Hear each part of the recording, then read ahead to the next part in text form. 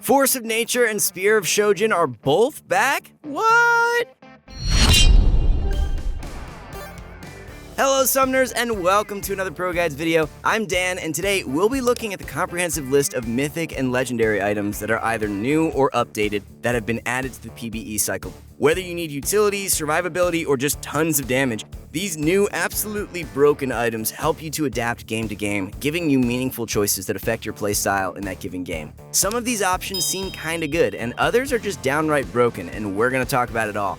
But first, today's question of the day is, out of all of these new items, which is the most broken in its tier?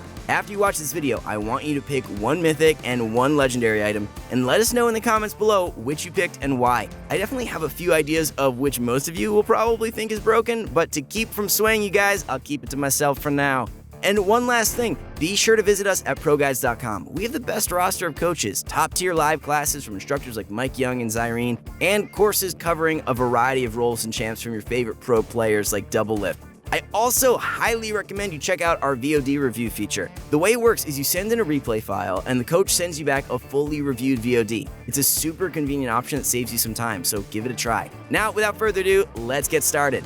So the preseason changes are finally out on PvE, but as always, there's a huge disclaimer. All these changes are very tentative and are subject to change. Anyways, we'll start by looking at the mythic items. In case you haven't seen our video covering those, mythic items are a new tier of items that are so OP you can only build one per game. They offer a mountain of stats, some OP passives and actives, and a new effect called a mythic passive. This mythic passive adds stats to your other completed legendary items, making them scale in strength as the game goes on. The first mythic items are the ones for the marksman class. These were the first mythics we were given a peek at a few weeks ago, and though we've talked about them before, we'll be going over them for those of you that missed out. All three items come with a nice amount of AD, crit strike, and attack speed. The first item is Gale Force, and is designed to give mobility to otherwise immobile ADCs that are vulnerable to potentially game-costing enemy catches. The passive gives a nice 3% movement to your other items, giving a bit more to work with when dodging skill shots, and for the time that movement speed isn't enough, the active is basically a second flash, allowing you to quickly scoot out of the way of incoming blitz hooks, ash arrows, or whatever else is thrown at you. The second is Kraken Slayer, the anti-tank item for ADCs that are tired of being solo killed by tanks that dive the back line. This item gives a huge chunk of true damage that scales with both level and bonus attack damage as a passive, with the mythic passive granting your other items 10% attack speed. Thanks to the huge bonus attack damage ratio, this item will definitely help the ADCs that hit hard but struggle to kill tanky frontlines like Draven and Jhin. The final ADC item is Immortal Shield Bow, a survivability-focused item that also grants 12% lifesteal on top of the other stats. Sometimes not even Gale Force's mobility can keep you away from danger, and in those cases, this item provides protection from bursty assassination attempts. It grants your other items 8 armor and MR to all of your other completed items, and in the event an opponent goes for an all-in kill attempt, it grants a huge shield when you go under 30% HP, as well as giving some lifesteal. At late game, this shield goes up to 650, meaning it's almost an extra 1/3 of your HP. While this may not help you 1v1 Zed as squishy Jinx on your own, it should at least prevent you from being one-shot in teamfights, buying you time for your support to peel and you to heal back up. The next class of items are the tank mythics. All these items give a hefty amount of HP, armor, MR, and ability haste. The first of these items is Sunfire Aegis, an item aimed at giving you ramping damage in extended trades so that you can be more than a meat shield and CC bot. You can become a heavy damage threat yourself. The first passive is Immolate, and much like the current Sunfire cape, it does area damage. The longer this damage burns enemy champs and epic monsters, the more it ramps up. The second passive causes your auto attacks to explode around you once you're at max stacks of Immolate. The mythic passive for this item grants all other legendary items 5 extra ability haste. The second item for the beefy boys is Frostfire Gauntlet, an item that gives some slowing power for when you do want to just be a utility bot. This item also comes with Immolate, giving the same AoE burn as Sunfire Aegis, minus the ramping damage. The second passive causes attacks to create slowing fields, with the slow increasing in intensity the more HP you build up. The passive grants 100 HP and plus 7.5% size to your other items. Last item for tanks is Berserker Suit, a revamped Righteous Glory aimed at providing more initiation. Like the other items in this class, it too has an Immolate passive, with the active giving 75% movement speed towards enemy champs and turrets. Once you get close to a champ, or 4 seconds passes, you emit a shockwave that slows all nearby enemies by 75% movement speed. Passively, it grants 5% tenacity and slow resist to all other items.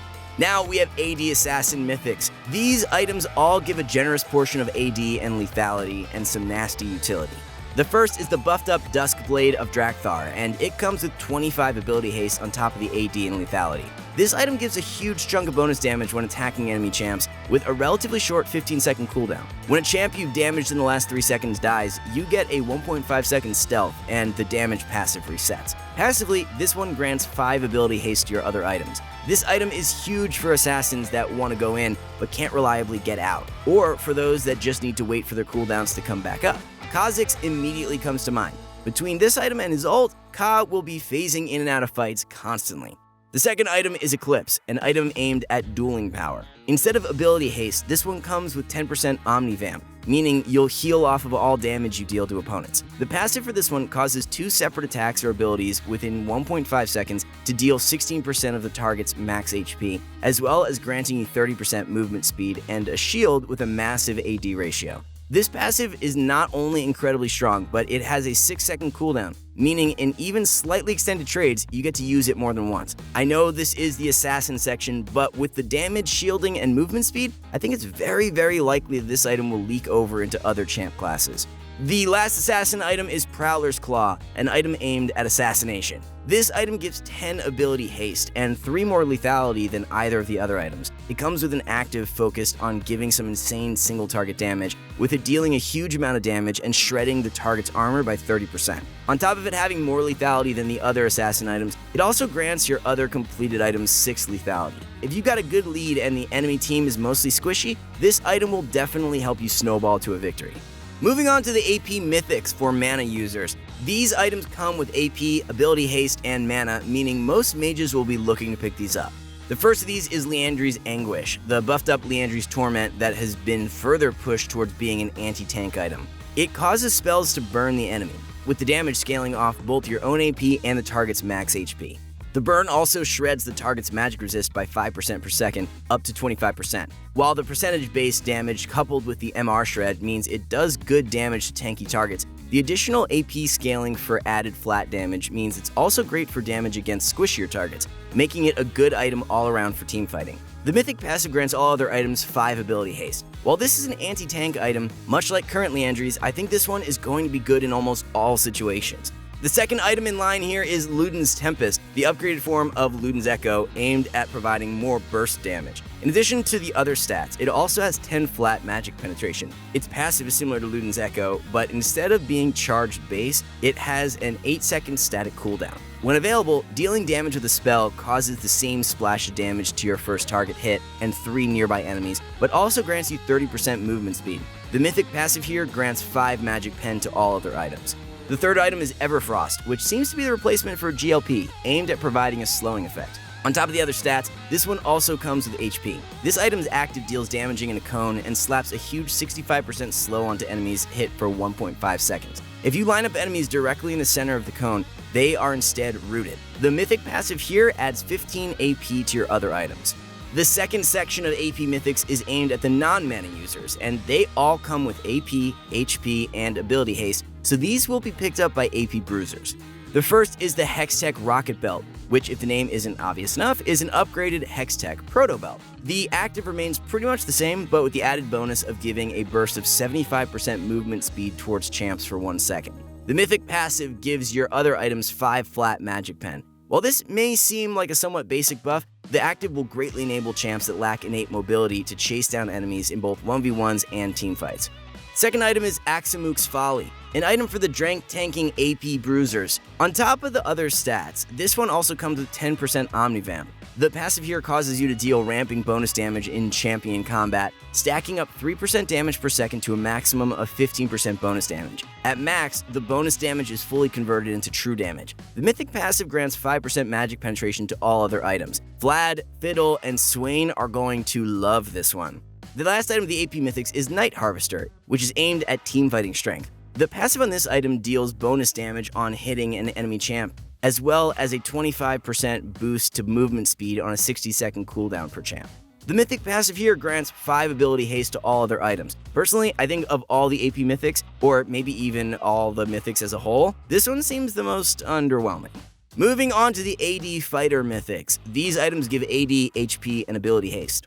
The first in this class is Trinity Force, which has received some heavy changes compared to where it is on live and is aimed at bursty trades. In addition to the previously mentioned stats, this one also comes with some attack speed. Triforce comes with 2 passives. It retains the Spellblade passive, dealing 200% base AD as bonus damage on your next auto after using an ability. Its new passive causes your attacks to give you 25 movement speed and 5% increased base attack damage, with the base attack damage stacking up to 6 times for a total of 30%. The Mythic passive for this item gives other items 15% attack speed.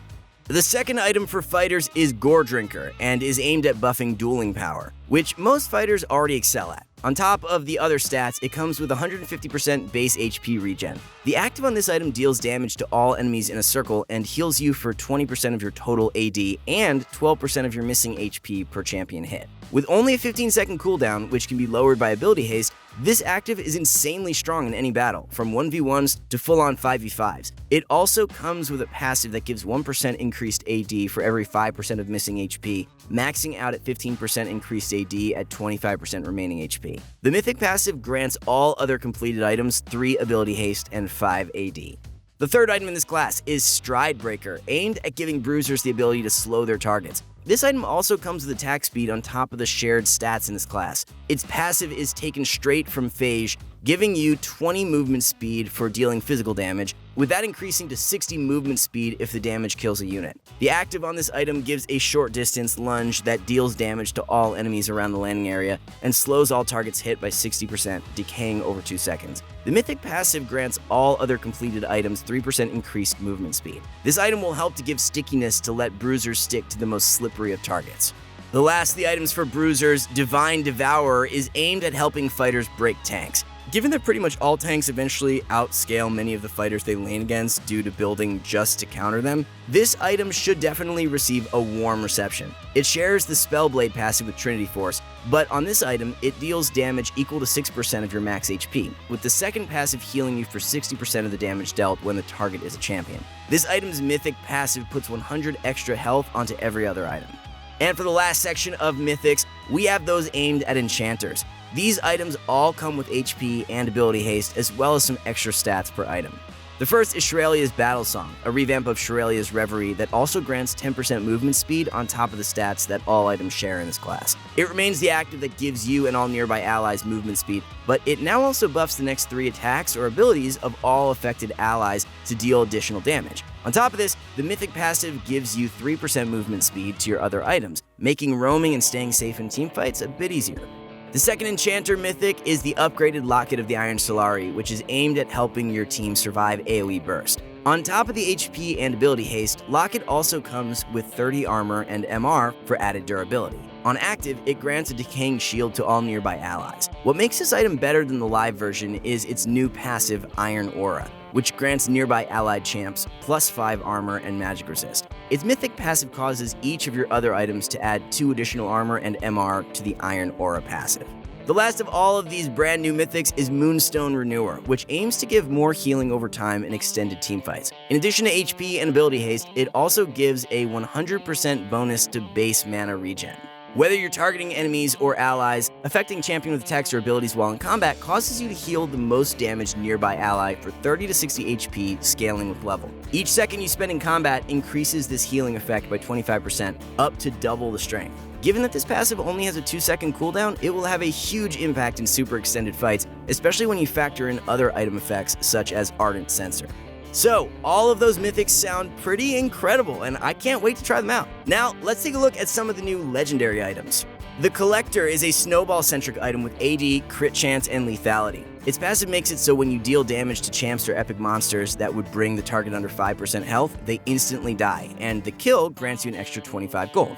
Navori Quickblade is basically Spear of Shojin V2. It comes with AD, crit chance, and 30 ability haste. The passive makes it so your critical strikes reduce your non-ult ability cooldowns by 20% of the remaining cooldown. While it's only good on champs building crit chance, it's much stronger than Shojin in the sense that it isn't limited to having your ult available.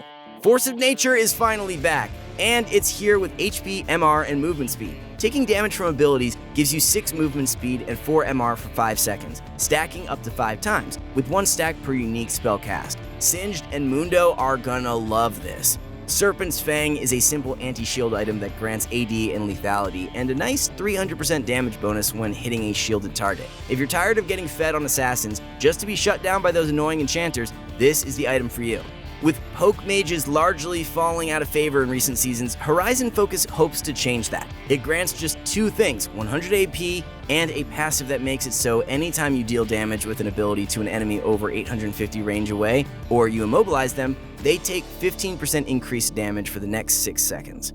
Cosmic Drive comes with AP, HP, and ability haste, with its passive granting movement speed that scales up with ability haste for 4 seconds every time you deal damage with an ability. Low cooldown mages such as Ori and Ryze will definitely be able to use this to navigate teamfights a bit easier.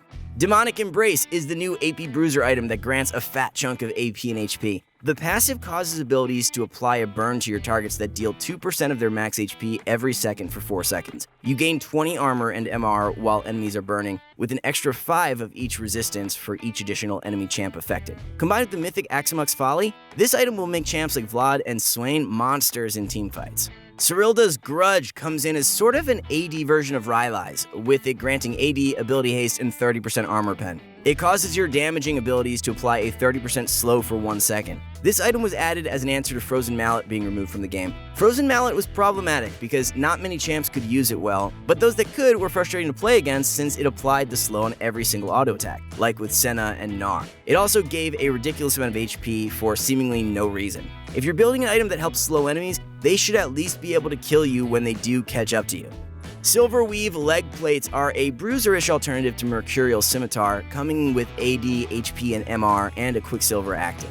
The active still removes all CC debuffs and now also grants 40% tenacity and slow resistance for 3 seconds. Chempunk Chainsword is one of the new Grievous Wounds items, giving AD, HP, and ability haste, and applying 40% Grievous Wounds for 2 seconds anytime you deal physical damage to an enemy. If the enemy is below 50% HP, the effect is increased to 60%. Chemtech Fumigator is the second new Grievous Wounds item, with it being aimed at supports.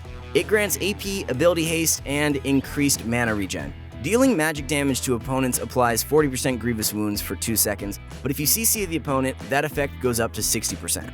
While Ardent has been the go-to item for directly buffing your allies for years, Staff of Flowing Water is the new addition to the shop for when you want to help your carries carry harder. On top of the AP, healing, and shielding power, and mana regen it grants, its passive makes it so that every time you heal or shield an ally, you both gain 15% movement speed and 20 to 40 AP based on your level. Only purchasable at level 13, Ancient Runestone is a new item that costs 1,000 gold and stores up to 3 purchased control wards. Once you have placed a total of 20 stealth wards, this item upgrades into the Ixtali Wardstone. Ixtali Wardstone grants 25 ability haste and maintains the ability to hold 3 control wards. It has the additional passive of increasing both your stealth and control ward caps by 1. Paying an additional 2,100 gold allows you to upgrade your Ixtali Wardstone, increasing the stats on it to 40 ability haste and 10% movement speed. That covers all the new legendaries, so let's take a look at some of the updated ones that already exist in the current shop. As we've talked about in previous videos, crit chance across the board has been lowered from 25 to 20 on all items, so we won't be mentioning that on every single item where that's the case. Infinity Edge remains a staple of crit carries, but the damage now increases as the game goes on, with the passive now increasing crit damage by 8% per 20% of your critical strike damage. Guinsoo's Rageblade now only has 50% attack speed and 20% crit chance, losing both its AD and AP stats. It maintains its on-hit boosting effects with every third attack applying on-hit effects twice, but it now causes attacks to deal 40 magic damage for every 20% of crit strike chance you have, while making your attacks unable to crit. Lord Dominic's Regards is still the go-to item for cutting through fat frontliners, with it granting AD, crit strike chance, and 30% armor pen, and its passive now bringing back the Giant Slayer effect, granting up to 20% bonus physical damage against champs with more HP than you, with that bonus capping out at a 2000 max HP difference. Essence Reaver still has AD, crit chance, and ability haste, but has seen its passive slightly reworked. Instead of just restoring mana on every auto, it now has a Spellblade passive, making it so your first auto after using an ability deals additional damage based on 100% base AD and 40% bonus AD, and restores 3% of your max mana. Short cooldown, crit-based champs like Lucian will definitely be rushing this item. It may even be a pickup on Ezreal if the new Trinity Force doesn't suit him. Phantom Dancer retains the attack speed, crit chance, and movement speed, but loses the defensive capabilities of the Lifeline passive. In exchange, attacking grants you the Ghost buff, allowing you to move through units, as well as 7% movement speed. Attack 5 times causes this buff to also grant you 40% attack speed. This item has some great synergy with Navori Quickblade. Gargoyle's Stone Plate provides armor, MR, and ability haste, and both its passive and active have seen some changes. The passive now increases bonus armor and bonus MR by 3% for 6 seconds each time a champ attacks you, up to 5 stacks, 1 per enemy. The active has seen some changes that make it a bit less niche and cheesy on champs like Set and Cho, who have abilities with HP scaling. Instead of providing bonus health, you now gain a shield equal to 100 plus 100% of your bonus HP. You no longer have to use it when you're at max HP to get its full effect, and no more Cho'Gath eating you when you're full HP. Spirit Visage maintains its identity, with its stats being mostly unchanged, but some of the increased healing received has been traded out in exchange for an increase in shields received from all sources. Abyssal Mask now only has HP and MR, and instead of providing an aura that increases magic damage taken, it now causes your immobilizing effects to reduce the armor and MR of all enemies by 25% for 4 seconds. Frozen Heart also maintains most of its stats, as well as its attack speed slowing aura. A new passive on it causes all incoming damage from attacks to be reduced by 7 per 1000 total HP, up to 40% of the attack's damage. Randuin's Omen still provides armor and HP, and now has the bonus of having some ability haste. The current problem with Randuin's Omen is that it does nothing when enemies ignore you in favor of hitting your allies. To remedy that, the passive has been combined with the active, causing it to now slow all nearby enemies, and reduces their attack damage by 10% and their crit strike damage by 20% for 4 seconds. Randuin's has also received the same new passive as Frozen Heart, causing all incoming damage from attacks to be reduced by 7 per 1000 total HP, up to 40% of the attack's damage. Titanic HYDRA remains mostly the same, providing AD, HP, and converting some 1.5% of HP into bonus AD. The cleave does damage based on bonus HP and now affects turrets. It no longer has its active. Ravenous HYDRA has received quite a bit of love. It now gives AD, ability haste, and 15% physical vamp, and with its unique passive, physical vamp also applies to true damage you deal. Hello, Fiora and Camille. It retains the ability to cleave around your auto attacks, but like Titanic, it lost its active. Black Cleaver still gives AD, HP, and ability haste, and retains its armor shred passive. What's new is that it lost the movement speed from the Rage passive, in exchange for a new passive called Squish, which causes your attacks and abilities against enemies that are full shredded by your armor reduction to deal damage equal to 5% of the target's missing HP, with a 0.5 second cooldown. Starrick's Gauge still gives AD and HP and has a new passive called Rage that makes it so that dealing or taking damage against an enemy champ restores 3% of your total HP over 6 seconds, with the effect stacking per unique champ you are in combat with up to 5 times. If you go below 30 HP, you gain a shield equal to 200, plus 7.5% of your total HP per stack of Rage. Death's Dance has seen a hefty rework that takes away from its all-around strength, making it a counter specifically to physical threats and rewards good play. It now has AD, armor, and ability haste, and its damage staggering passive only works against physical damage. Champ takedowns grant you 30% movement speed, cleanse you of all staggered damage that you would otherwise take over time, and heal you for 20% of your HP. Wit's End has been simplified and now grants a chunky block of AD, attack speed, and magic resist, with the passive making your auto attacks deal magic damage based on level and grant you 20 flat movement speed for 2 seconds.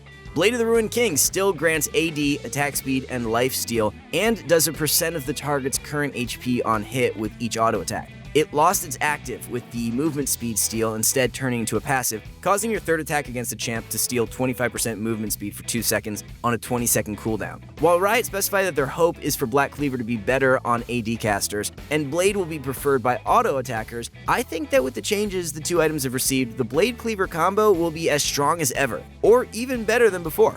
Zeke's Convergence still has its nice high-value block of armor, MR, and ability haste, and now comes with some HP to back up those resists. Instead of being limited to having ult available, the Convergence passive now activates when you CC an enemy, and causes your linked allies' attacks and spells to deal bonus damage to that enemy, once per attack or spell per enemy.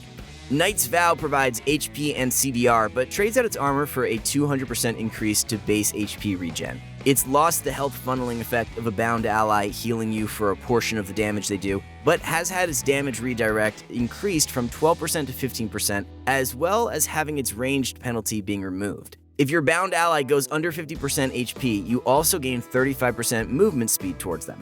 Mikhail's Blessing has seen some huge buffs. Its healing and shielding power has been buffed up to 30%, it now grants HP to add some tankiness, and it has some ability haste and mana regen to keep the heals and shields flowing. While those stats are nice, the real buff is to its active. Previous Mikhail's was limited to certain CC types, but it now works like QSS, removing any and all CC from an ally and healing them from 100 to 200 based on level. When you factor in all your healing and shielding power, that's a hefty heal on top of the broken CC removal. Sorry Malzahar, I think your days are over. Mortal Reminder has seen a big touch-up. One problem before was that if you needed Grievous, but there were no tanky targets on the enemy team, it felt like you were wasting a lot of gold by buying into the armor pen portion of this item. Now, it grants AD, attack speed, crit chance, and movement speed, on top of the Grievous Wounds passive, which applies anytime you deal physical damage. 3 consecutive attacks to an enemy champ increases the effect to 60%. Thornmail remains largely the same, with it having armor, HP, and a damage reflect passive that applies Grievous Wounds. The buff here is that immobilizing enemy champs increase that Grievous effect to 60%. Morellonomicon has lost its magic pen, now granting just AP and health, with magic damage still applying 40% Grievous Wounds to targets hit. If the enemy is below 50% HP, this effect is increased to 60%.